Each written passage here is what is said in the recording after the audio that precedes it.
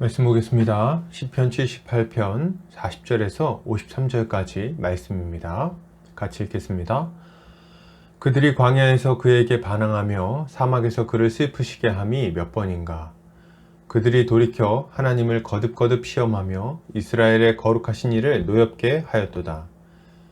그들이 그의 권능의 손을 기억하지 아니하며 대적에게서 그들을 구원하신 날도 기억하지 아니하였도다.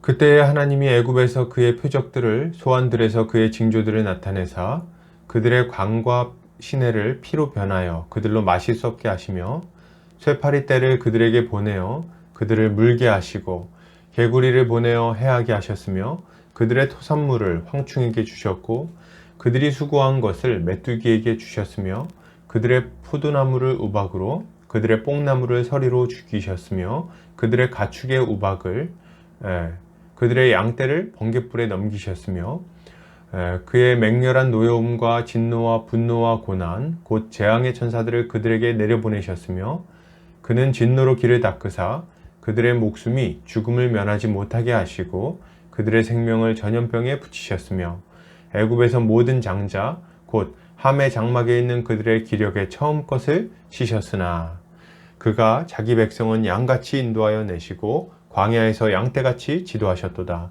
그들을 안전히 인도하시니 그들은 두려움이 없었으나 그들의 원수는 바다에 빠졌도다. 아멘. 시편 78편 40절에서 53절까지 반항을 멈추고 은혜를 기억하라 라는 제목으로 말씀 보겠습니다. 신자가 세상을 살다 보면 세상과 반대되는 하나님의 명령에 불순종하고 싶을 때가 찾아오곤 합니다. 이러한 순간에 만약 쉽게 타협하다 보면 우리는 점점 더 세상으로 나아가게 되는 거죠. 이러한 유혹이 찾아올 때에 우리에게 필요한 건 뭘까요? 함께 살펴보도록 하겠습니다. 오늘 시편 기자는 이렇게 말합니다. 그들이 광야에서 그에게 반항하며 사막에서 그를 슬프시게 함이 몇 번인가. 그들이 돌이켜 하나님을 거듭거듭 시험하며 이스라엘의 거룩하신 이를 노엽게 하였도다. 시편 기자는 이스라엘 백성들이 광야에 있을 때 하나님께 반항하며 그를 슬프시게 했다고 고발합니다. 그들은 한두 번이 아니라 반복적으로 하나님을 슬프시게 했어요. 하나님이 베푸신 구원을 기억하지 않고 하나님을 시험하는 어리석은 행동을 한 것이죠. 여러분 신자는 하나님께 대한 반항을 멈추고 하나님의 은혜를 기억하며 주를 기쁘시게 해야 합니다. 은혜를 기억하지 못하는 사람들은 주님 앞에 맹세한 것도 쉬이 잊어버리게 마련이죠. 그들은 하나님의 용서를 가볍게 여기고 계속해서 하나님께 반항하는 죄를 짓습니다. 회개하면 다행이지만 어느 순간엔가 양심의 화인을 맞아서 더욱더 깊은 죄의 수렁으로 빠지기도 하는 거죠. 이런 사람들은 성령을 근심케 하는 삶을 살다가 끝내는 믿음에 파손하기도 합니다. 그러므로 신자에게 요구되는 것은 날마다의 회개입니다. 우리를 구원하신 십자가의 사랑을 깊이 생각하는 것이 필요합니다. 우리가 십자가를 깊이 생각하면 할수록 우리의 마음은 죄로부터 멀어지게 되죠. 그리고 점점 더 하나님의 그 달콤한 은혜를 향해 나아가게 되는 것입니다. 여러분, 하나님의 은혜를 마음속에 두시기 바랍니다. 그리고 충성스럽게 행하여 주님의 기쁨이 되는 성도님들 되시기를 바랍니다. 계속해서 보겠습니다. 시편 기자는 이렇게 말합니다. 그때에 하나님이 애굽에서 그의 표적들을 소환들에서 그의 징조들을 나타내사. 시편 기자는 하나님께서 애굽에서 자신의 표적들을 나타내셨다고 말합니다. 하나님은 그 백성을 강대한 애굽에서 건져내셨어요. 물론 애굽 왕 바로는 그들을 거저 보내려고 하지 않았습니다. 그럼 어떻게 건져내신 거죠? 10가지 재앙으로 애굽의 신들을 굴복시키고 바로의 완악한 목을 꺾으심으로 자신의 백성들을 구원하신 것입니다. 이것은 하나님께서 강한 능력으로 이 세상 임금인 마귀의 권세를 꺾으시고 무력화하신 이후에 우리를 구원하셨음을 분명하게 알게 하시는 거죠. 여러분, 신자는 사단의 모든 권세를 꺾으시고 우리를 죄와 사망에서 건져주신 하나님의 은혜를 기억해야 되겠습니다. 어떤 이들은 하나님의 은혜를 기억하라는 말을 매일 똑같은 내용을 생각하는 것으로 오해하는 경향이 있습니다. 한편으로는 맞는 말입니다. 하나님이 예수 그리스도를 통해 이루신 구원의 은혜를 생각하는 것이니까요. 그러나 하나님이 베푸신 은혜를 생각하는 것은 결코 지루한 일이 될 수 없습니다. 왜냐하면 하나님은 자신이 베푸신 은혜를 다양한 방식으로 계시하셨기 때문에 그렇습니다. 하나님이 베푸신 은혜의 다양한 측면들을 생각하시기 바랍니다.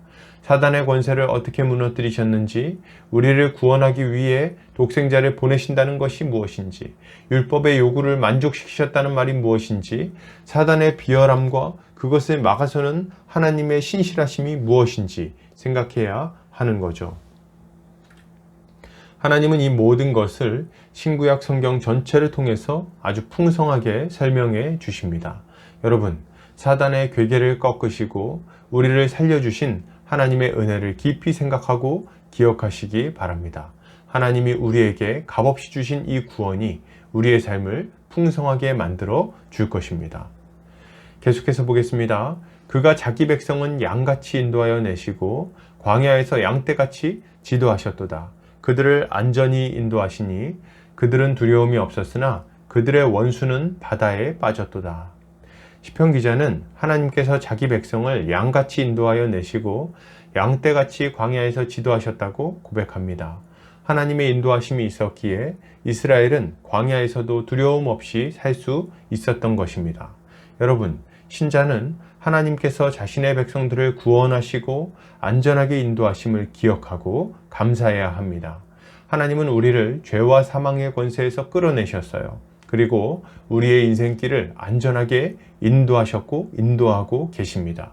물론 육신의 눈으로 볼 때는 이해되지 않는 순간들도 있는 것이 사실입니다. 병에 걸린다든지 사업에 실패한다든지 사랑하는 사람과 헤어지게 된다든지 말이죠.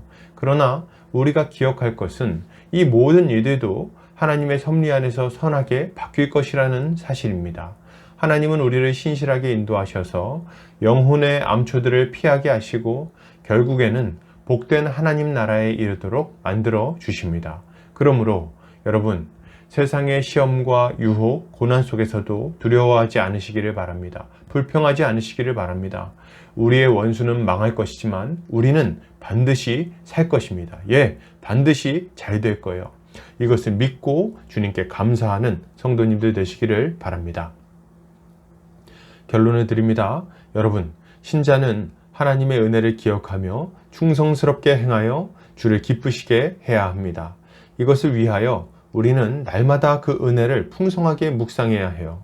그리고 주님이 결국 우리의 인생을 최고의 길로 인도해 주실 것을 믿는 믿음으로 살아야 할 것입니다.